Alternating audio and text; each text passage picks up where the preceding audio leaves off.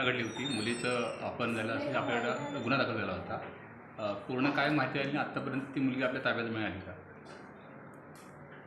काल रात्री साधारण 9 वाजताच्या सुमारास एक महिला आमच्या पोलीस स्टेशनला आली. आमच्या दिवसभराचं कामकाज संपवून आमचे अधिकारी रात्रीच्या हजेरीची तयारी करत असताना ही माहिती मिळाली. त्यामुळं लहान मुलीचं अपहरण हे नेहमीच आम्ही संवेदनशीलपणे घेतो आणि मुलगी नाही म्हणताच आमच्याकडचे PSI मालकर आणि PSI मांढरे यांनी तात्काळ सदर घटनास्थळी गेले. त्यांच्यासोबत आमचं तपास पथक तसंच आम्ही रवाना झालो. आमच्यासोबत आमचे संपूर्ण स्टाफ, संपूर्ण पोलीस पथक, पोलीस स्टेशनचं डे नाईटचं तातडीने आम्ही बोलवून घेतलं.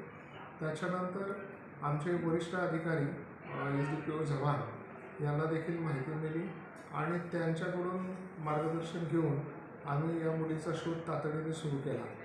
मुलगी अतिशय लहान होती आणि ती ज्या ठिकाणाहून गेले, ज्या झोपडीमध्ये राहते त्या परिसरातली दुकानं बंद होती.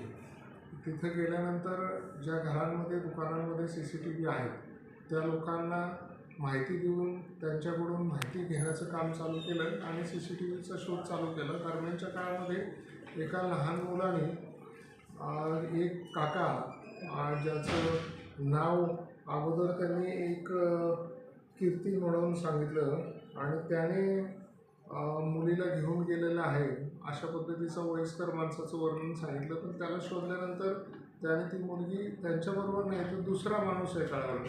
नंतर आम्हाला दरम्यानच्या काळामध्ये एक CCTVमध्ये एक माणूस पांढऱ्या रंगाची टोपी, पांढऱ्या रंगाचा फुल शर्ट आणि काळी पॅन्ट घातलेला, त्याच्यासोबत हिरवट रंगाचं पांढऱ्या टिपक्यांचं स्कर्ट घातलेली एक मुलगी असा घेऊन जाताना दिसली. तो व्हिडिओ आम्ही त्या मुलीला दाखवल्यानंतर तिने हा डेव्हिड आहे असं ओळखून सांगितलं आणि त्या मुलाच्या त्या माहितीच्या आधारे तातडीने आम्ही तशा नावाच्या माणसांच्या बाबत विचारपूस केली.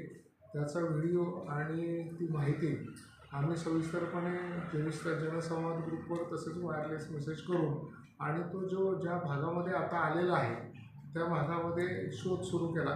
तेव्हा त्याचं संपूर्ण नाव हे डेव्हिड उर्फ नाव आहे तर गुरुनाथ महादेव मुकणे असं नाव असल्याचं समजलं.